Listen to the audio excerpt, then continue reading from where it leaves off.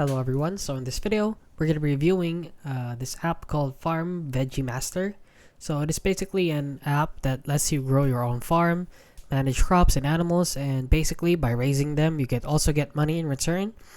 So basically, I'm just going to say right off the bat, it is a scam. It is too good to be true, since games like these are too good to be true, and if something is too good to be true, it most probably is.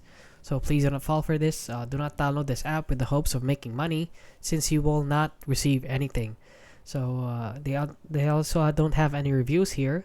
Honestly, here on Google Play with 500k plus downloads, and they don't have any reviews. I can't see anything. So I actually found this Facebook post right here.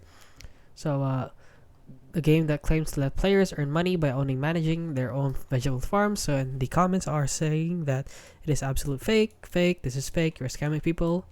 Real? No, it's not real, it's fake.